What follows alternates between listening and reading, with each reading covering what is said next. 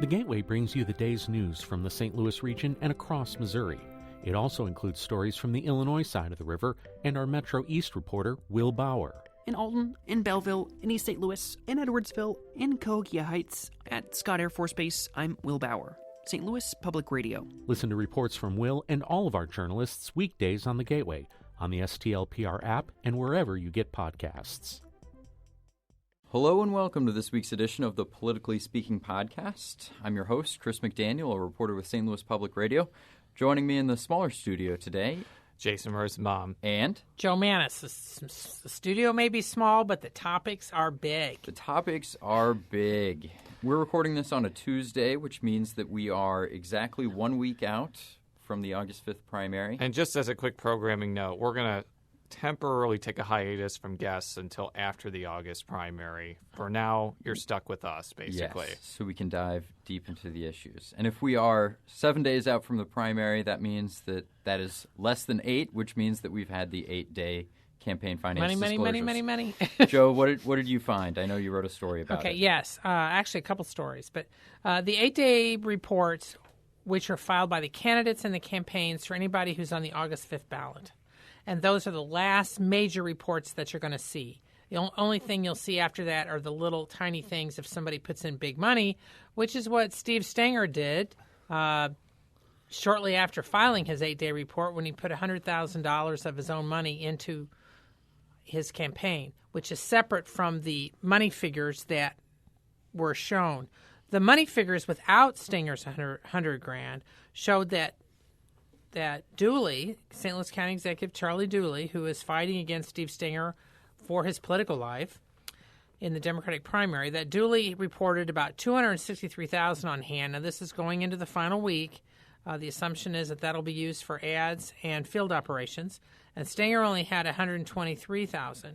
Now, the main reason is because Stenger had outspent Dooley almost 2-to-1 in July on TV ads. So Stenger had spent a huge amount on TV ads. He spent almost $530,000 just in July. That's a lot of peach pies on TV ads, and compared to about $380,000 for Dooley. Now, as I mentioned, those totals do not include the $100,000 that Stenger put in his campaign after that. So now they're roughly similar. Now, does Dooley's cash on hand include the $50,000 large donation that he received, or was that after the reporting deadline? Yeah, and this is a little intriguing here.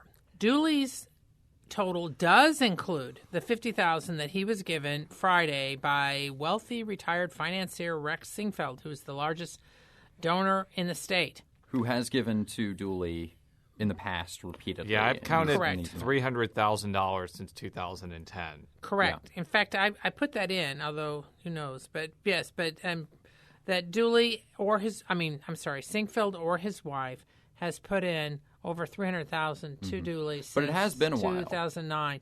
The last major sum was actually Gene Singfeld gave Dooley $100,000 earlier this year. Oh, okay. So there was one earlier this year. So it's like $150,000 just this year that the Singfeld family has given Dooley. Now, Rex Singfeld also gave $100,000 to Republican Rick Stream. It was the same day, but Stream didn't report it until Sunday, and Stream's report does not include the $100,000, so you have to add that to Stream's total.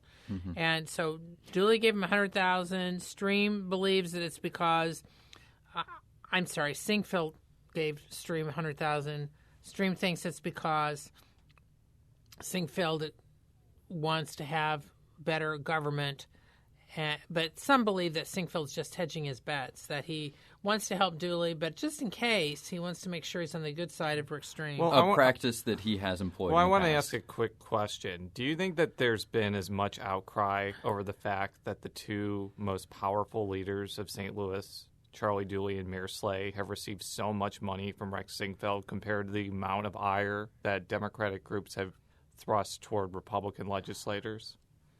I think it was more of an issue in the mayoral campaign. I'm not hearing about it as much as I did during the mayoral campaign. I think there's kind of a double standard, to be honest. Among Democratic activists? I really do. And of course, he's giving plenty to Democratic gubernatorial candidate, Chris Koster. Yeah, and I just wanted to throw out the question because I think the governor just made a huge speech today about how Sinquefield is so influential within the legislature and on education policy, and obviously his role is state and not county or city, but I haven't seen nearly as much outcry from the usual suspects that criticize Rex to those two people. Maybe from Stenger or Reed, although Reed took money from Sinquefield way back in the day. But I just thought I'd throw that out there. Well, I think it is interesting because we sort of know what his issues are on the state level, in the legislature, Correct. what he's angling Correct. for. But, with him becoming active on the St. Louis regional level, it sort of begs the question of what are his big issues. I mean, is it the city re-entering the county?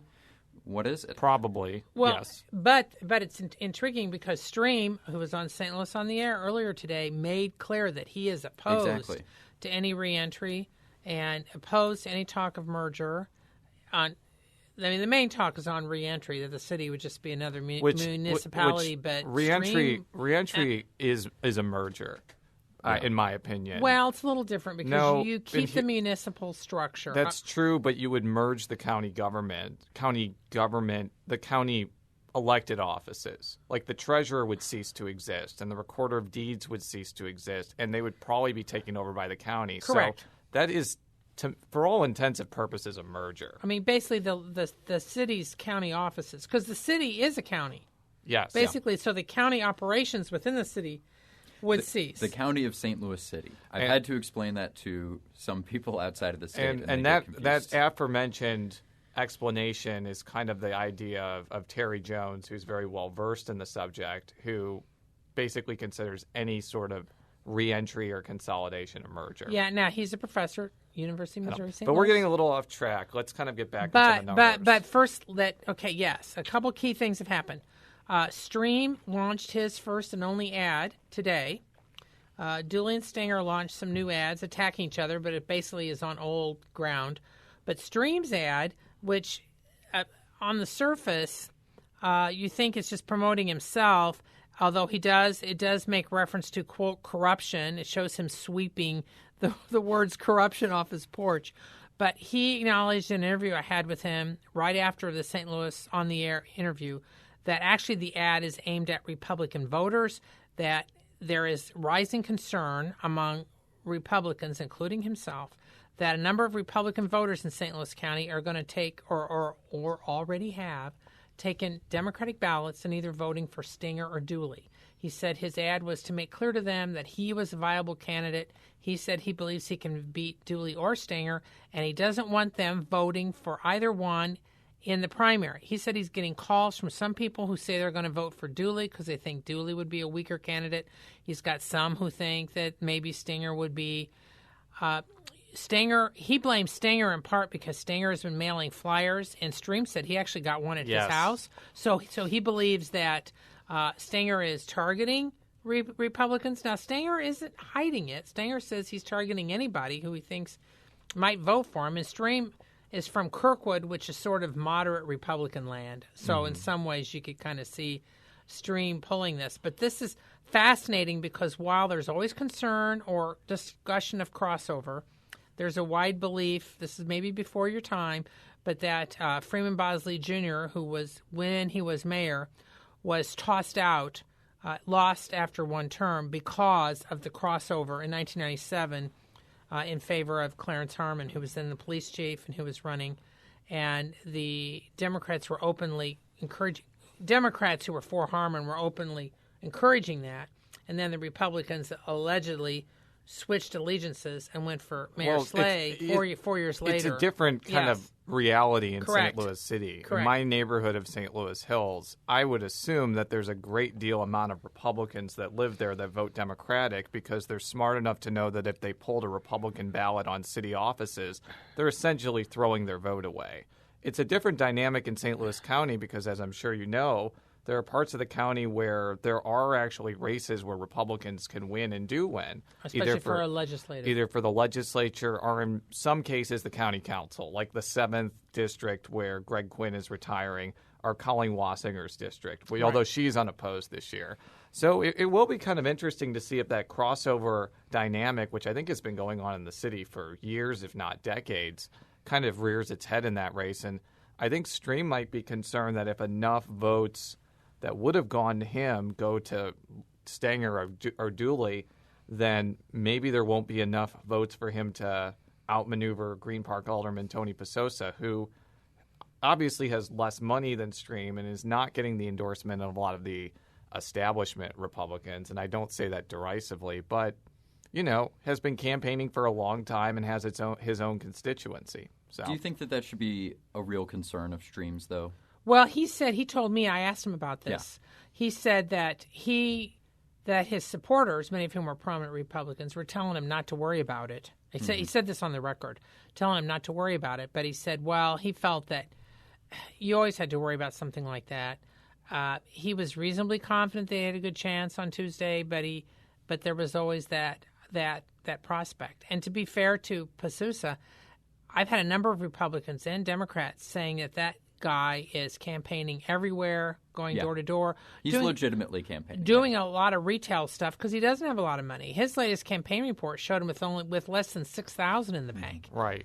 So, I don't know if he's going to pull it off. I don't want to make any predictions. I will say, though, that in the scenario where Stenger wins the county executive's office and Stenger's seat becomes vacant, there is some thought that Passosa, who has run for that seat before, may be a reasonably good candidate to potentially win that seat for the Republicans, because Stenger, they may not be able to get another candidate like Stenger to run for that seat, because how many other Democrats from South County are going to self-fund, a couple $100,000 to win a county council seat?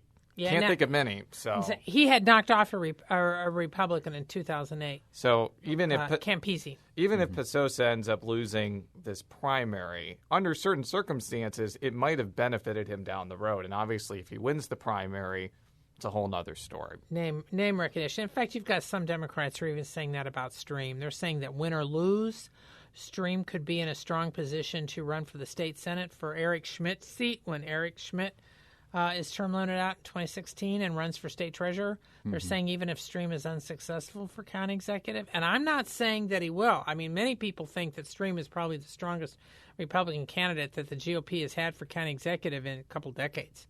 Yeah. But if the point is, Stream has options, win or lose.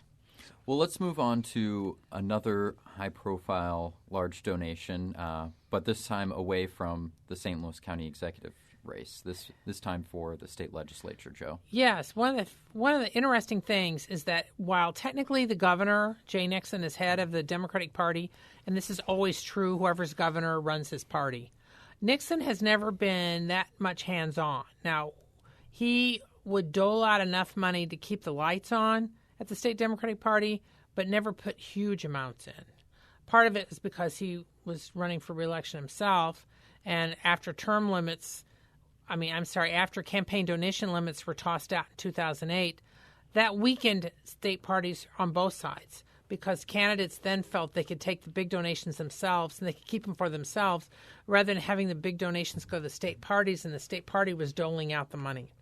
So, that said, U.S. Senator Claire McCaskill, who for the last year has been very upfront about her taking more role in state party activities, gave $240,000, wrote a huge check last Friday night at a fundraiser she had for the state Democratic Party at her house in Kirkwood. Now, that makes her the largest individual donor to the state Democratic Party. She is surpassing now Attorney General Chris Koster, who had been the top donor in the party because he'd given $200,000. It's in $200,000 chunks. And he's running for governor and is widely believed to be trying to exert his influence within the party and basically controlling a lot of the party operations, especially if he's successful in 2016.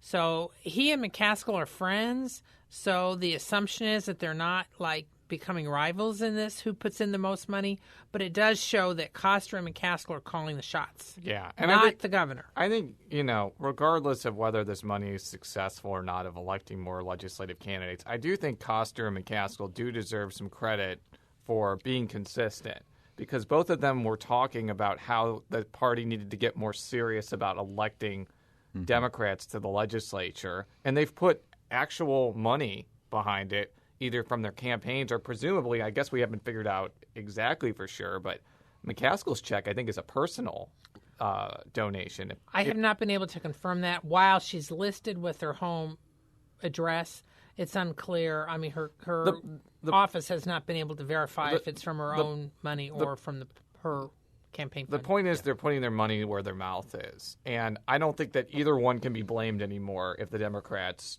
fall short of their legislative goals, because they have probably gone above and beyond what most Democratic leaders have. Obviously, it's been talked about many times how the governor has been a little bit less generous when it comes to sharing than the two. I think he has given money to the party, but he hasn't really given nearly to the amount as the other two. And I think that's been a source of friction. And I think that there are two sides to whether he was right or wrong in that. But at least now, if the Democrats do better in the legislative contest than people expected, then, a lot of credit needs to go to Koster and McCaskill. Well, because, see, what the governor has done most months, and this is before his reelection, he would only give out enough, like $4,000 or $5,000 a month, you would see sent over there to basically pay the bills.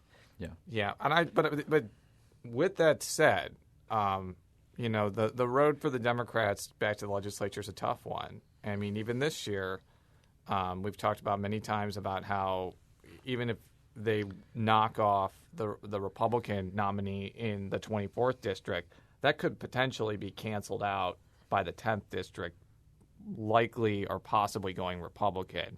Now, it remains to be seen whether some of this money will go to candidates like Ed Schieffer, whose fundraising has frankly not been very good compared to Jeff Roorda or Jill Shoup, or whether it might go to someone like Bob Stuber in St. Joseph, who's running against Rob Schaaf, or it might be going to a lot of House candidates as well. We'll have to see where this money goes. That's kind of what I'm trying to say. Yeah, because Roy Temple, who's the Democratic Party chairman, former operative in the Capitol 20 years ago, I predict that Roy is going to be looking at pouring this money into races they think they can win, which means that Jeff Roorda and Jeffco could see a decent amount going there, because there's a lot of people who think that the Roorda-Wieland race for the state Senate seat in Jefferson County is going to be huge, and there's going to be tons of money poured in from both parties into that. So some of this money may end up there. Do we think that a fair amount of this will be going to the Shoup seat? Well, I'm not entirely sure. It depends. It depends on how much she does have a fair amount of money. That was what I was going to say. And Roorda has a good amount of money on hand, too. I think Roorda and Shoup deserve credit for themselves. Shoup got a lot from Koster, too. Yeah, for being proactive and being good fundraisers and putting themselves in a position where they can have the resources to win without this money. The other two candidates I mentioned, Stuber and Schieffer, Stuber is obviously a first-time candidate, so I think that he's kind of at a disadvantage when he's going up against an incumbent like Rob Schaaf, who's never lost an election and is usually won by a pretty large amount. But Schieffer, who I think is seen as a good candidate because he's more conservative and it might fit the district more, his fundraising has simply just not been on pace with Jeannie Riddle. And if there's any person that probably needs this money, it might be him. But I'm not sure if they're going to target that race if they don't think they can pull it off. Exactly. We'll have to see. Exactly. I think Temple, I talked to him a couple months ago about this. He's being very careful about which races they're targeting and which races they don't, because they do want to husband their resources, because the Democrats don't have the huge donors the Republicans do.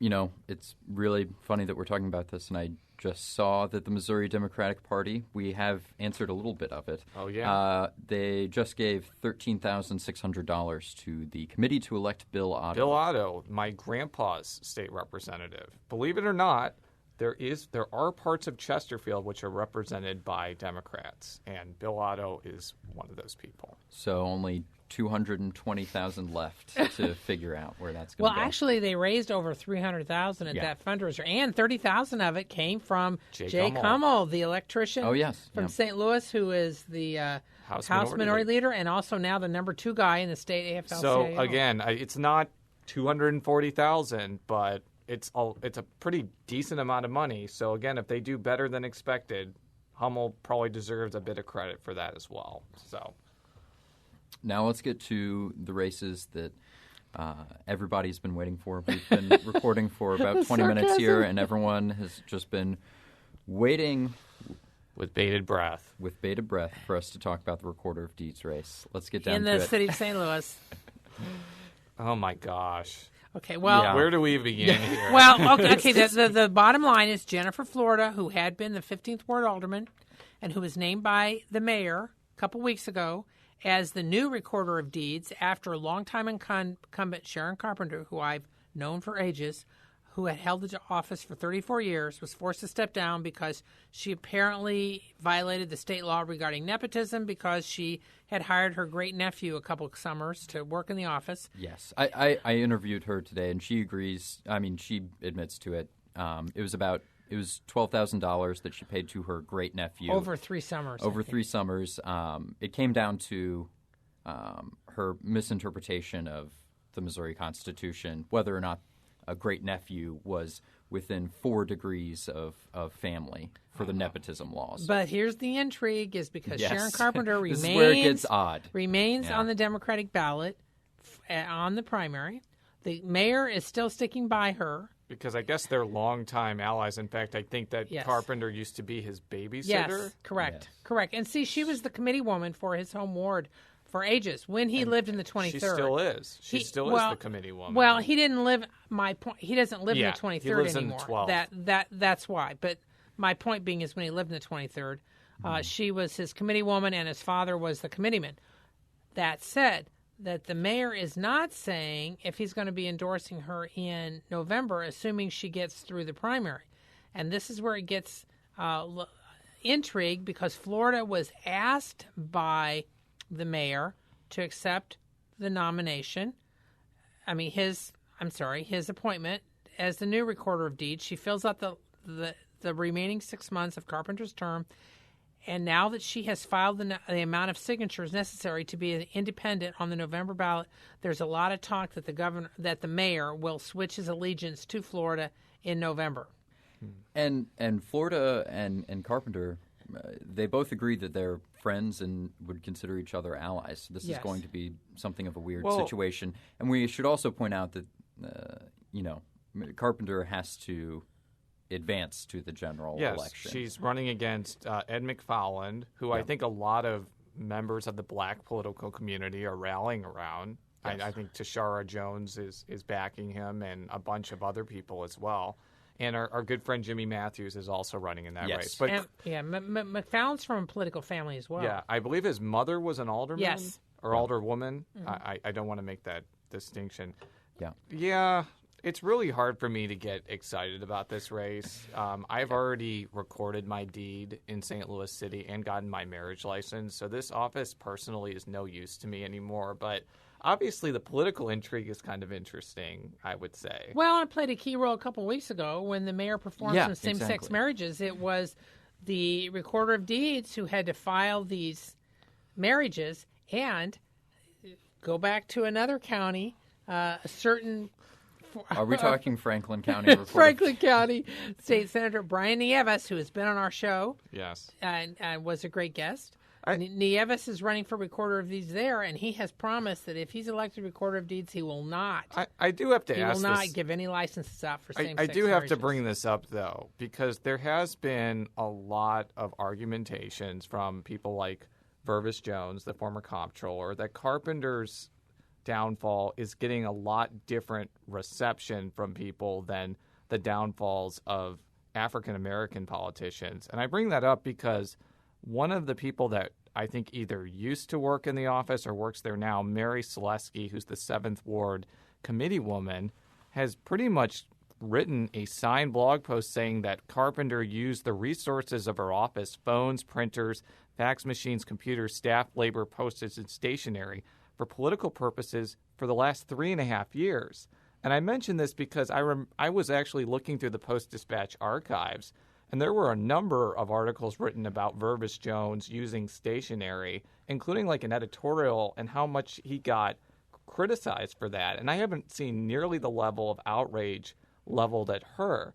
So do you think that maybe some of the complaints that there's a double standard to the way people have been, reacting to this compared to maybe the downfalls of other politicians? Well, I think there's been a number of jabs similar about not showing up for work and other things that have been jabbed Smoking while in office. at numerous holders of the City of St. Louis's so-called county offices. Yes. Now the comptroller is not a county office. That's the one Vervis Jones held.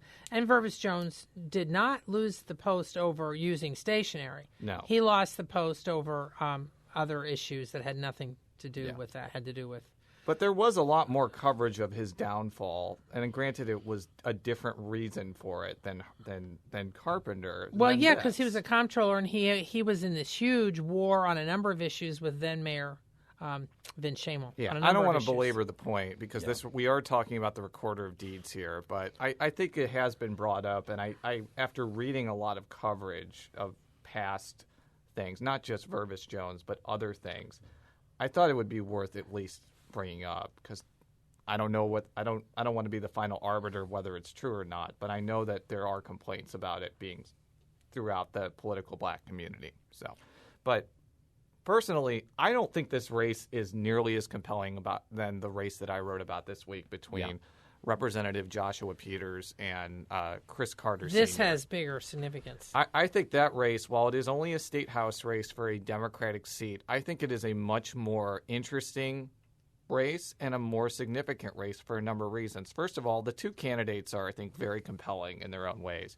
Joshua Peters, I got the chance to talk with when he was first inaugurated, and both on the record and off the cuff. And I can say with some certainty he is one of the most impressive young legislators I have encountered in my 8 years of reporting for various reasons. Not only do I think that he has the policy chops and even in his 26 years of life, the political experience, but he's really overcome a lot of adversity to get to where he has today. I mean, he was homeless for a time with his family. He grew up in a very violent neighborhood, and he managed to graduate from high school, go to Lincoln University, and work for Congressman Clay and in the Obama administration. By that same token, Chris Carter Sr. is also a very compelling candidate. His family has been around St. Louis politics for decades.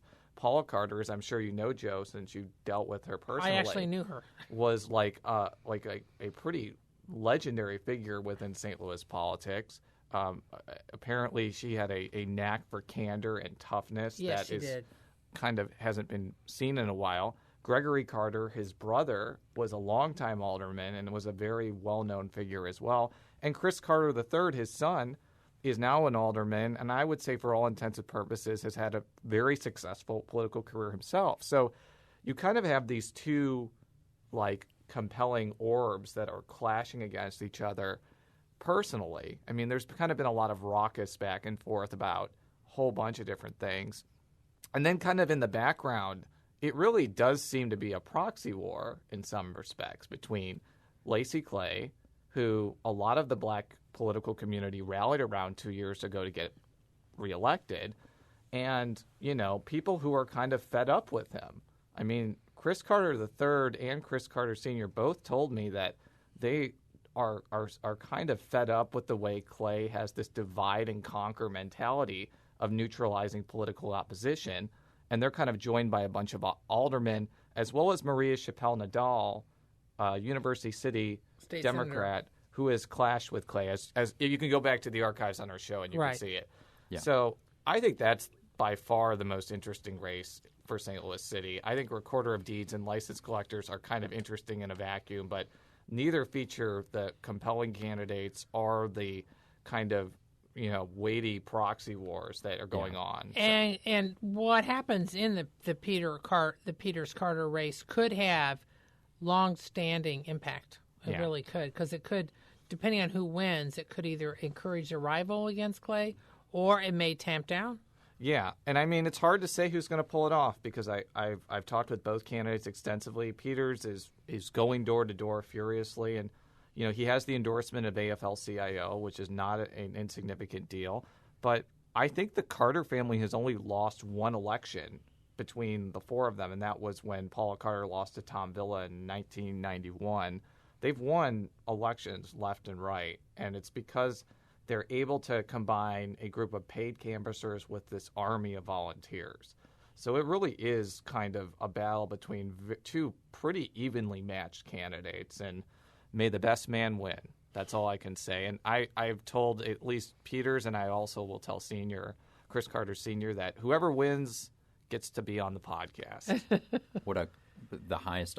That's really the only reason that they would run, right? Absolutely. I mean, just for the high honor of being on the Politically Speaking podcast. Well, after the primary, I'm hoping that we'll have several of the key players on both sides in a number of the major races that we'll be looking at going into November. And we would like to say that while we put pictures on Facebook and do things to promote it, we would really ask the candidates, I'm not going to mention any names, to keep this stuff out of your campaign ads. Okay? We're neutral. We're non-biased. Can we just say what we're talking about, or should we just not? Let's not. All right. We'll keep it to ourselves. But you know who you are, and you did wrong. Talking about the Peters race, you should definitely go on our site, stlpublicradio.org, and listen to Jason's story about that, because that was really well done. Yes, excellent. Well done. It was fun. And we have plenty of coverage of the county executive's race if you go onto our site and check that out. Joe's been covering that a lot. Yes, and Chris and Jason did a fabulous job with the videos of the St. Louis County major party candidates talking on a number of issues. Please, you can find it on the site, or you can type in one of their names and video, and it'll come up. But really, we all were involved in that, but Chris and Jason did a lot of the tech work on it. We were all involved. But to close this out here, you can follow me on Twitter at @CSMcDaniel. Jason, you can be followed on Twitter. Jay Rosenbaum. Joe, you can be followed on Twitter. Jay Mannies, it's JMannies. And we'll be back next week, where we will, I assume, be discussing the results. Yes. We'll be back next week. Until then, so long. So long. If you have a smart speaker, you have access to the entire world of NPR and St. Louis Public Radio. All the latest news and all the captivating stories. Activate our voices with yours by telling your smart speaker to play St. Louis Public Radio.